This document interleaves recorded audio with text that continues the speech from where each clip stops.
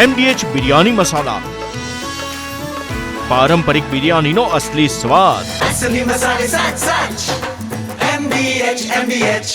હવે વાત કરીએ ભાવનગર શહેરના કુંભારવાડામાં ભર શિયાળે પીવાના પાણીના કકળાટની. ભાવનગર શહેરના કુંભારવાડાના રહીશો પાણીની સમસ્યાથી ત્રસ્ત છે. અહીં મામાની ડેરી પાસેના વિસ્તારમાં છેલ્લા 5 દિવસથી પીવાના પાણીની સમસ્યા સર્જાઈ છે.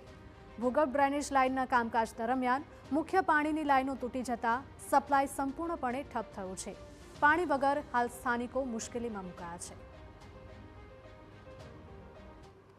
લગભગ 150 ઘરે પાણી નથી આવતું. લગભગ સખત આ 10-12 દી થઈ ગયા છે અને આ 15 દીથી કામ ચાલુ છે. આ કામ કોઈ કંપનીએ આપી દીધેલું છે અને આ મ્યુનિસિપાલિટીનું એનું કામ નથી, તો કંપનીને જે કામ આપ્યું છે તો એને કામ અમને પાણીથી માંડીને ગટર લાઇનની વ્યવસ્થા કરી દેવી પડે અગાઉ. અત્યારે આ સખત આ બૈરાઓ રહ્યા એ બધાએ સખત 7 થી 8 દિવસથી પાણીના હાંડા લઈ લઈને ક્યાં 2-5 કિલોમીટર સુધી જાય છે.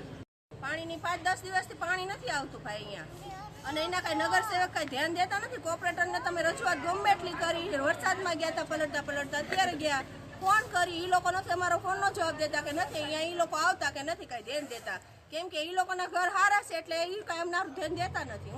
અહીંયા અમારે જ હેરાન થવાનું ને અમારે જ દુઃખી થવાનું બધું.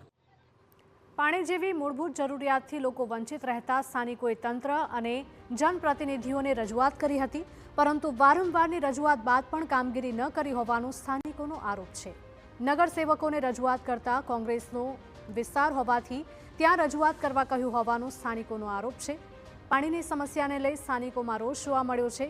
જો તાત્કાલિક પાણી સપ્લાય શરૂ નહીં થાય તો ભાવનગર મનપામાં મોટી સંખ્યામાં ધરણા પ્રદર્શન કરવાની ચીમકી પણ સ્થાનિકોએ ઉચ્ચારી છે. જે પાણીનું કામ કરતા હોય એને પણ હારે રહેવું જોઈએ અને કામ સારી રીતે કરવું જોઈએ, એ મારી વિનંતી છે. અને મારી પબ્લિક દુઃખી ન થવી જોઈએ, હેરાન ન થવી જોઈએ. કારણ કે 3 વાગ્યાની વાત છે, 3 વાગ્યાથી 5:30 વાગ્યા સુધી એ લોકોએ મને બોલાવી સખત બેઠાડી ને મેં જોયું.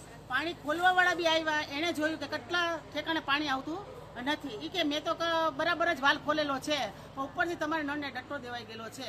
જો પબ્લિક એટલી વેરો ભરતી હોય અને આવી રીતે હેરાન થાય તો આ વસ્તુ ખોટી છે. MDH કિચન કિંગ મસાલા રસોડામાં હોય તો આપણે કંઈ પણ બનાવી શકીએ છીએ. રીંગણાનો ઓળો, બટેટા ફુલાવર, ભીંડી મસાલા અને બીજું ઘણું બધું. MDH